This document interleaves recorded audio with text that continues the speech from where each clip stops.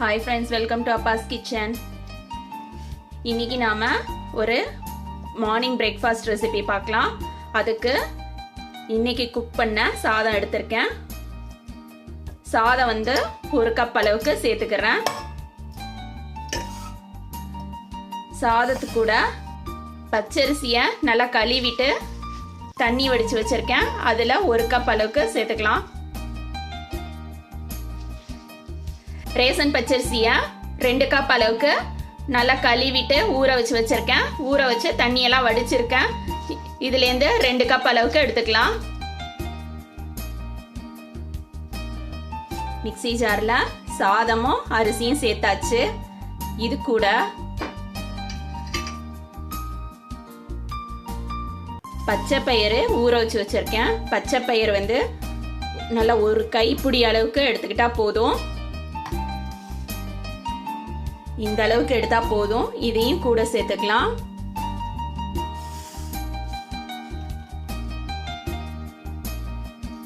தேங்காய் இந்த மாதிரி பீஸ் எடுத்து வச்சிருக்கேன். இதையும் சேர்த்துக்கலாம்.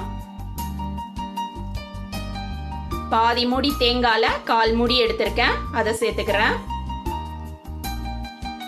தண்ணி எதுவும் சேர்க்காம ஃபர்ஸ்ட் நல்லா ஓட்டிட்டு அதுக்கப்புறமா தண்ணி சேர்த்து அரைச்சுக்கலாம். அரிசி இந்த அளவுக்கு தான் அரைச்சிருக்கோம். அரிசி இந்த அளவுக்கு தான் அரைஞ்சிருக்கும். ரொம்ப நைஸாலாம் அரைஞ்சிருக்காது, கொரகொரப்பா தான் இருக்கும். இதுல 1/2 கப் அளவுக்கு தண்ணி சேர்த்துக்கலாம். தண்ணி சேர்த்துட்டு நல்லா நைஸா அரைக்கணும். அரைச்சிட்டு காட்டுறேன்.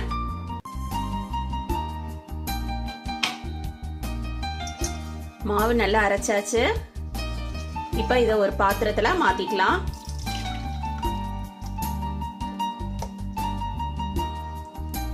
கொஞ்சமா மிக்ஸி ஜார்ல தண்ணி சேர்த்து கழுவிட்டு அந்த தண்ணியையும் சேர்த்துக்கலாம்.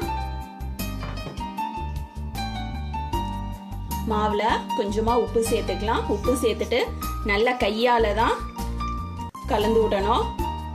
சாதாரணமா அதிராம்பட்டினத்துல பச்சரிசியும் சாதம் வச்சுதான் செய்வாங்க. அதே நீங்க பச்சை பயிரும் கூட சேர்த்து அரைச்சு சுட்டு பாருங்க, ரொம்ப நல்லா இருக்கும். இதை நம்ம ஓவர் நைட் புளிக்க விட்டுறணும். புளிக்க விட்டுட்டு காலையில அப்பம் ஊத்தி பார்க்கலாம். மாவு நம்ம ஓவர் நைட் புளிக்க வச்சது நல்லா புளிச்சிருக்கு பாருங்க. இதுல கொஞ்சமா ஆப்பச்சோடா சேர்த்துக்கிறேன்.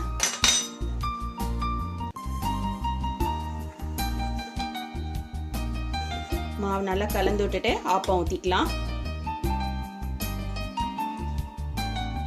ஆப்பம் ஊத்துறதுக்கு முன்னாடி ஆப்பசட்டியில நல்லா ஒரு துணி வச்சு இந்த மாதிரி லைட்டா எண்ணெய் போட்டுட்டு துணி வச்சு நல்லா தொடச்சு விட்டுருங்க.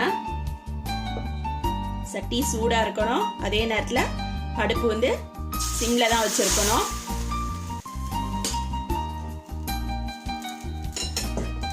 ஒரு கரண்டி மாவு ஊத்திட்டு இந்த மாதிரி நல்லா சொலட்டி விட்டுக்கோங்க.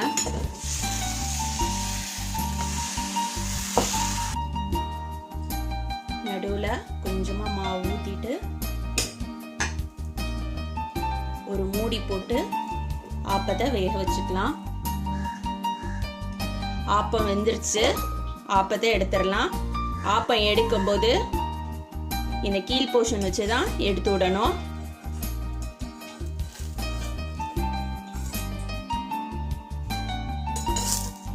சட்டியில நம்ம எண்ணெய் தேய்ச்சிருக்கதால இந்த மாதிரி ஒட்டாம வருது.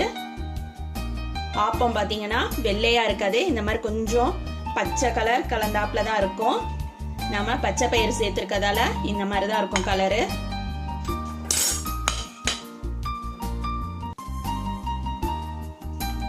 ஆப்பம் பாருங்க எவ்வளவு சாஃப்டா இருக்குன்னு சொல்லிட்டு.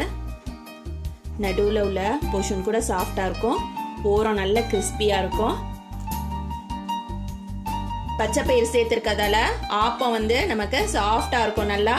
நல்லா அப்படி ஃப்ளஃபியா உப்பி போயிருக்கும். இதே மாதிரி நீங்களும் உங்க வீட்டில் ட்ரை பண்ணி பாருங்க. தேங்க்ஸ் ஃபார் வாட்சிங்.